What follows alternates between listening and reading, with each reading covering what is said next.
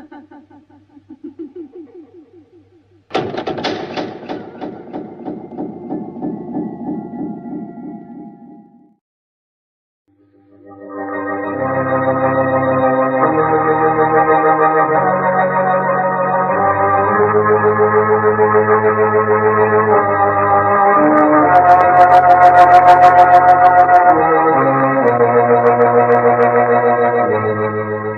knows what evil lurks in the hearts of men? The shadow knows.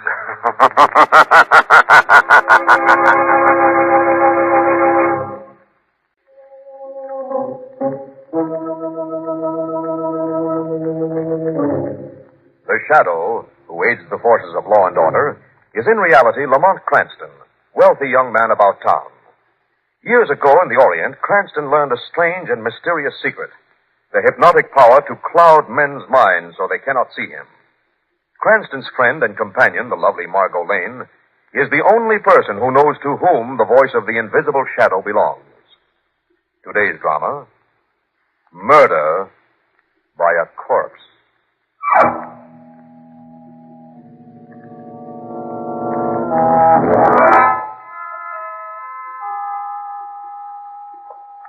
The doctor and the nurse walk through the white silence of the sanitarium corridor and stop before the door of room 7.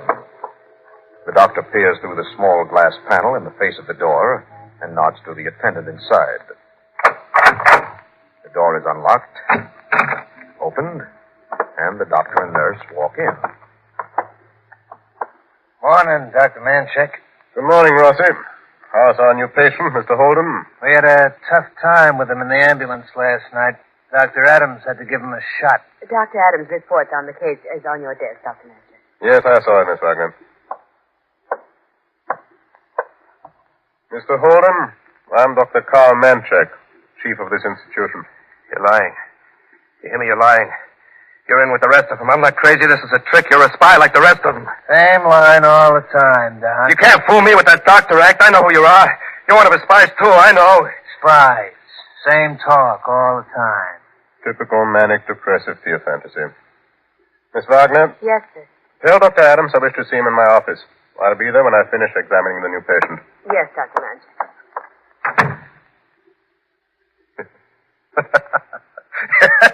You're lying. You're in with the rest of them. I'm not crazy. This is a trick.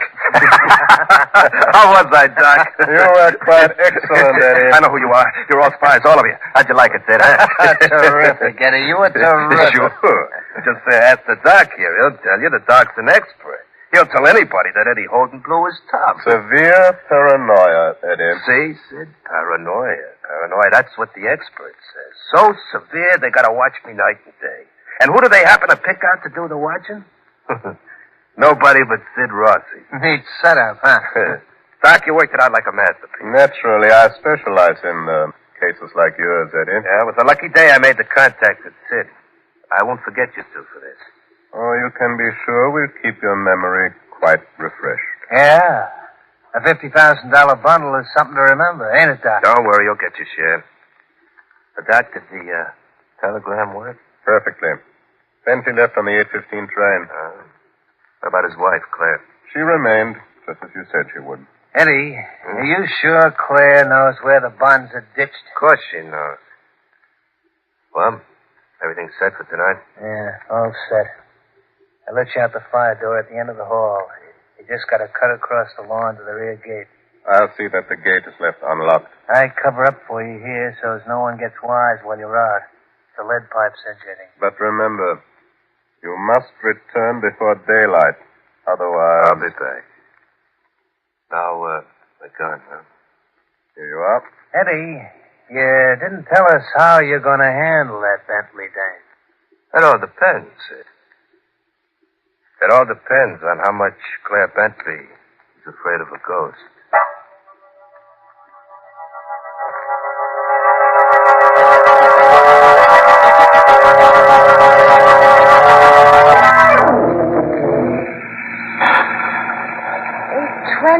Ted and Earl will be awfully worried about us, Lamont. We're over an hour late now. Margot, I don't know what made me turn onto this road. From now on, no more shortcuts. Don't look now, but your sense of direction is slipping. Margot, you're a front seat driver. Oh, it's a new rainstorm that blows no road sign. Lamont, what are you... That fork in the road ahead, there's a signpost. Oh, thank heavens. Mason City, 10 miles. That's to the right. Mount Cleardale Cemetery, 2 miles. The left. Margot, I leave the choice to you. To the right, of course. When we get to Mason City, we'll call Nora. Lamont, that car coming down the road. Headed straight for us. I'd better pull over. Lamont, look out! Margot, you all right? Yes, You sure? I'm just shaken. Come on, we'll see how they are on the other car. I was lucky I was able to pull away in time, otherwise our destination would have automatically been changed from Mason City to Mount Cleardale Cemetery.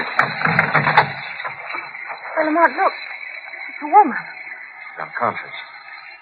It's probably just the shock. Here's her bag. See if you can find any identification. She's coming to. Her driver's license is in the bag. This is Claire Bentley, 14 Crown Street, Grandview. Miss Bentley. Miss Bentley.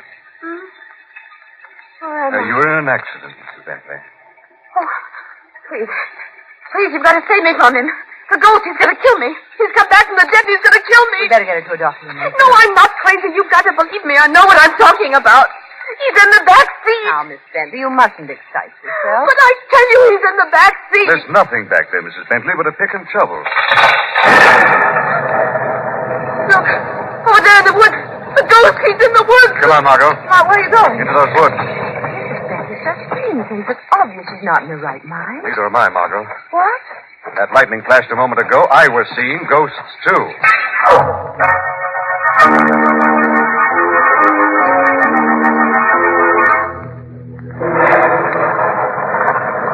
Not a sign of anything, Lamont. We've covered the woods all the way back to the stream.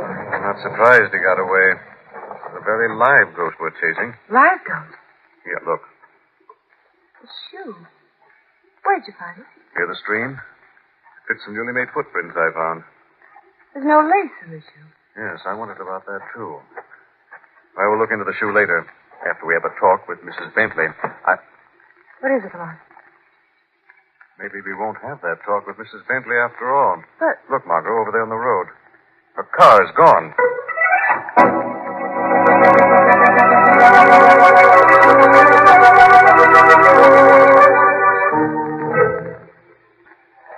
Your hunch was right, Lamont.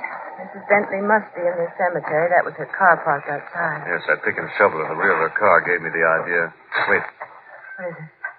there at the crest of the hill. Mrs. Bentley. We're right, Lamont. She's dead. Come on. Shadows along this line of trees will cover us. As quietly as you can, Margot. We're almost to her. Hello, Mrs. Bentley. How did you get here? Well, you didn't leave any forwarding address, so I followed a hunch. Now, Mrs. Bentley, let's have it. What's this all about? Oh, please. Please don't ask me. What is it you're trying to bury? What? Nothing. Nothing, believe me. You're a difficult person to believe. Lamont, look. Behind her on the ground, that metal box. Yes. No, don't touch that box. Give it to me, please. I'll be glad to after I see what's in it. No, I beg you, don't open it. Please don't. Quick, Margot, get down. Oh, I guess that's all the shooting for now, Margot. Get up. That shot, Lamont. Where did it come from? I don't know, but it hit its mark. Mrs. Bentley. She's dead? Very. Why was she killed? Probably because of this metal box and what's in it. What could be in it? Well, look.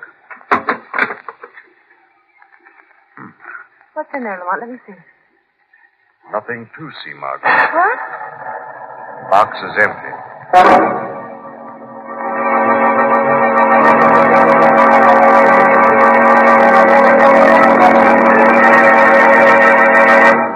I got you a new shoe out of the supply room, Eddie.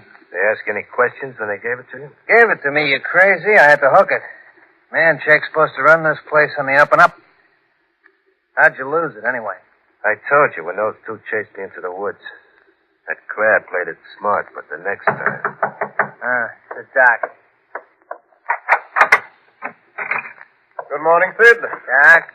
I see our patient has improved considerably in such a short time. The marvels of modern medical science.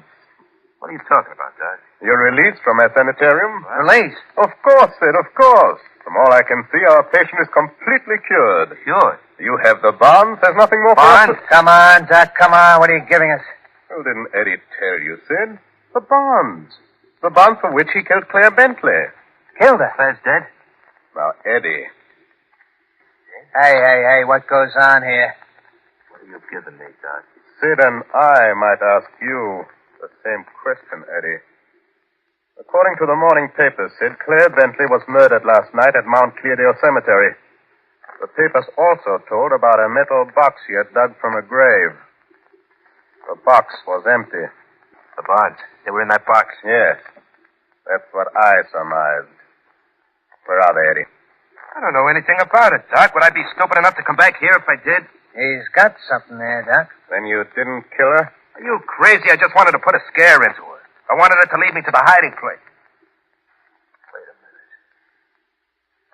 Doc. Yes? You say she's dead. I didn't kill her. Go ahead. But don't you see? Something's wrong. This is crazy. If I didn't kill her, Doc, then who did? Huh? Who did?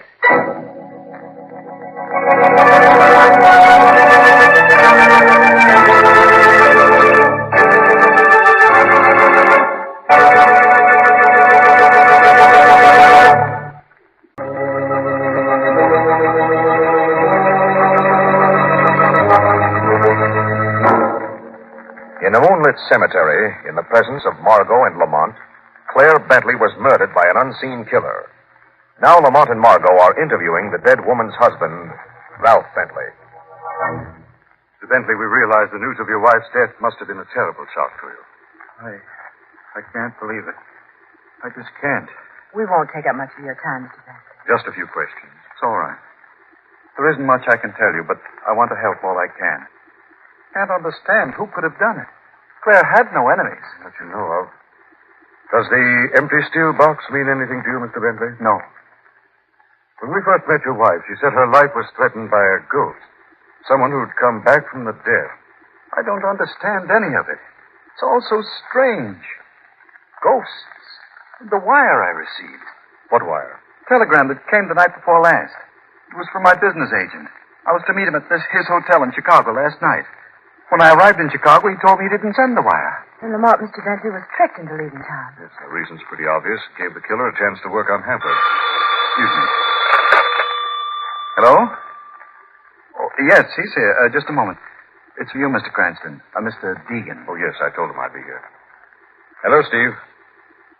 Fine. Yes, I see. Where is it?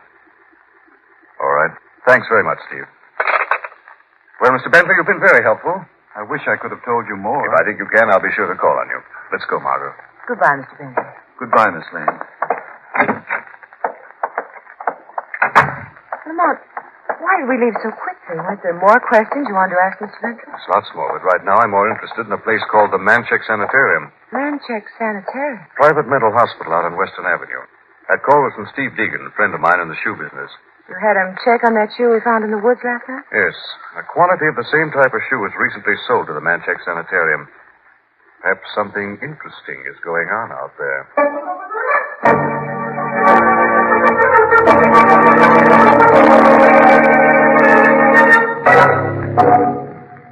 Sid, I've been thinking about Claire's death. Something interesting. Go ahead, Eddie. About Claire and the bonds. Manchek could have done it. What? Well, he was out all last night. You told me so yourself. You mean the doc pulled a double cross on us? Possible. Go on. The doc knows better. He wouldn't cut any corners on Sid Rossi. It's worth thinking about, Sid. Yeah. Maybe I will think about it. Maybe. What about tonight? You still want to go through with it, Eddie? You bet I do. I'm not finished yet, Sid. Not by a long shot.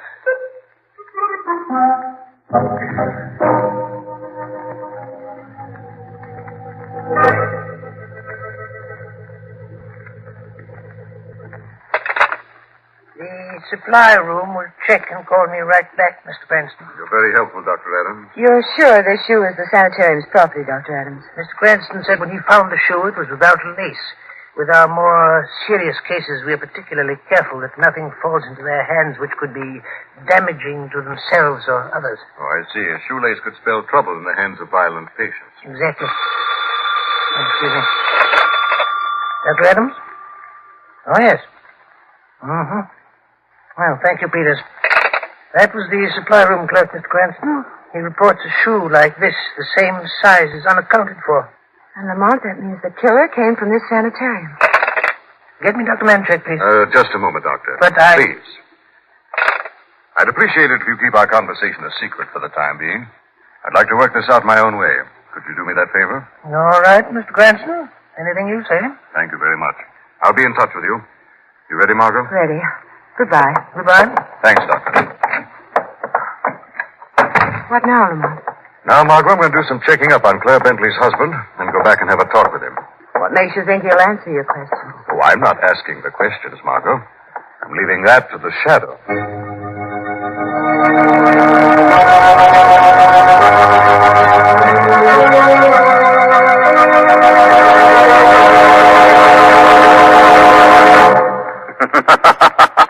Who is it? Who's in this room? Who's laughing like that? It's the Shadow, Bentley. Shadow. You're frightened, Bentley. Why are you here? A man with a clear conscience has no reason to be frightened. My conscience is clear. Is it? Have you told the truth about everything? About your wife's first husband, for instance? What? You didn't tell Cranston about Eddie Gleason and the $50,000 in securities that were stolen from your firm 3 months ago. How did you know Claire was married to Gleason? You didn't tell Cranston that Eddie Gleason was killed when the warehouse he was hiding in exploded. That was all in the papers. The story was there for anyone to read. That story is. But not the story later. The one of your marriage to Eddie Gleason's widow. Claire didn't want anyone to know about it. She was always afraid of Gleason. Even after his death in that explosion, he haunted her. That's why she was afraid of a ghost. It's the truth, I swear. It better be the truth, Bentley. If it isn't, you'll regret it the next time the shadow returns.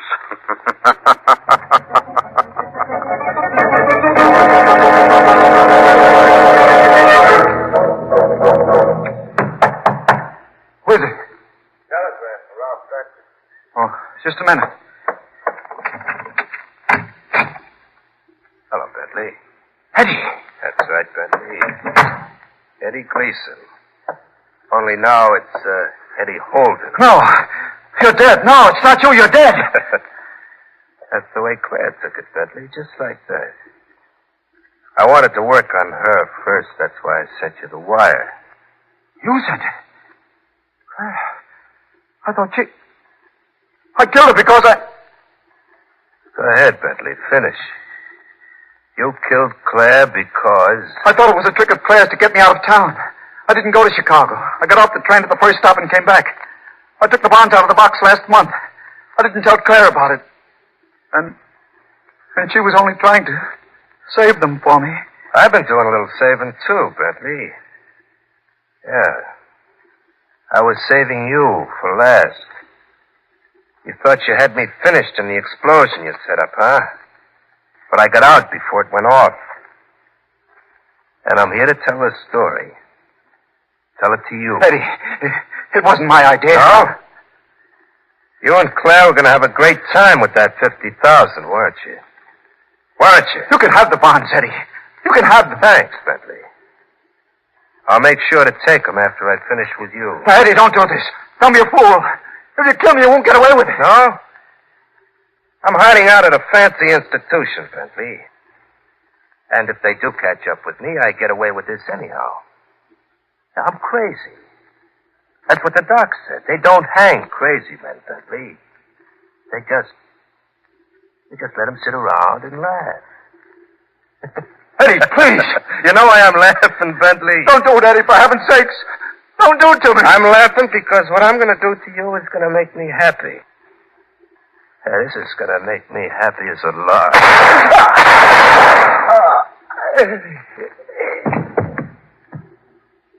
Happy as a lark.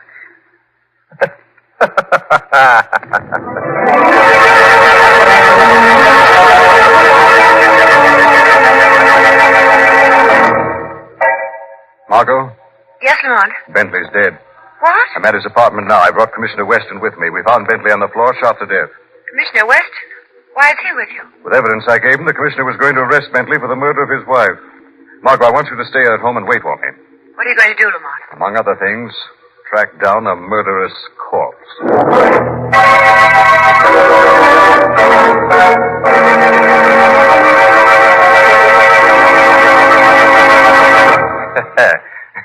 Happy as a lark. That's just how I felt, Doc, when I gave it to Bentley. The louse. You should have heard him squeal for mercy. You should have heard him. It was beautiful. Yes. And these bonds are beautiful, too, Eddie. Real pretty, Doc. 50,000 beautiful bucks. Well, we make the split, then I get out of here tomorrow, huh? Eddie, you know, I've been thinking this over. It's my professional opinion that it would be unwise for you to be released tomorrow. The Doc's right, Eddie. It was. You're in a bad way, Eddie. You're much sicker than you realize. Severe paranoia. Very severe. Like the Doc says, Eddie. You got a real bad case of it. What is this? What are you two trying to pull? It's simple arithmetic, Eddie. 50,000 divided by 2 is much more attractive than 50,000 divided by 3. Got it, Eddie? Well, you dirty... The gun I'm holding is liable to go off. Go ahead, Doc. As I said before, Eddie, you're a very serious mental case. As a matter of fact, it's my practiced opinion that you're incurably insane with homicidal tendencies. I'll get you both for this. See? There you are. Homicidal. Real bad case. Eddie, we gotta keep you locked up here all the time. The rest of your life. Right here, in this room. You lousy, finagling, double-crossing goons. I won't let you get away with this. I'm not crazy. Now let me out of here. Let me out, I tell you, let me out! A real homicidal maniac. Too bad, eh, Sid? Yeah. It's a shame.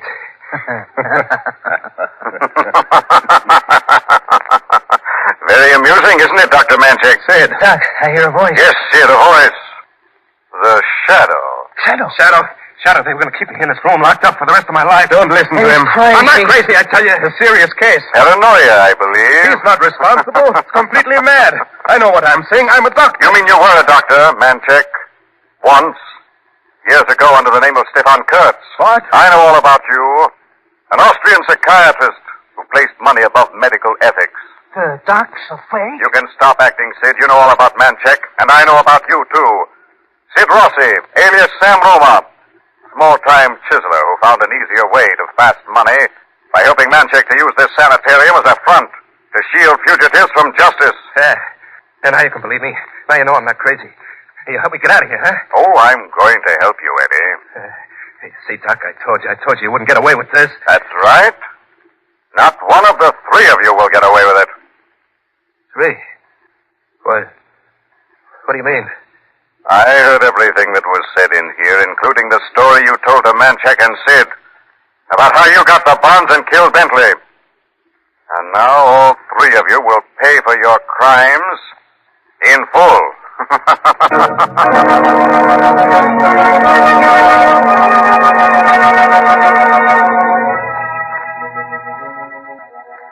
I still don't understand what happened to Eddie Holden in that explosion. Well, Eddie and his wife Claire worked out a deal with Bentley to steal $50,000 worth of bonds by faking a warehouse explosion.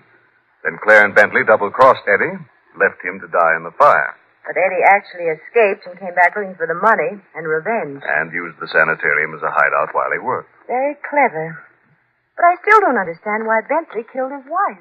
When he received a fake telegram and then discovered her burying that metal box in a cemetery, he thought she was trying to steal the bonds from him. I see. And after all that, Manchek, Sid, and Eddie still asked you to help them? They did, Margot, and I'm going to, but not in the way they expected.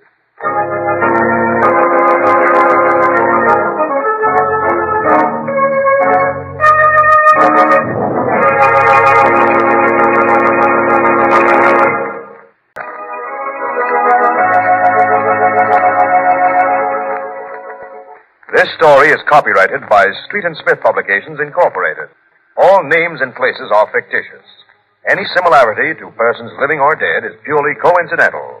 Listen again next week, same time, same station, when the shadow will again demonstrate that the weed of crime bears bitter fruit.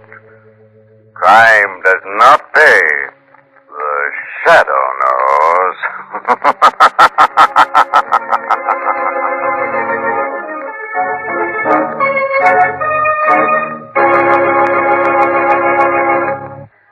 Next week, same time, same station, we bring you another strange and thrilling adventure in the Shadow's daring battle against the forces of evil. The part of Lamont Cranston was played by Brett Morrison. Margot by Grace Matthews. This program came from New York.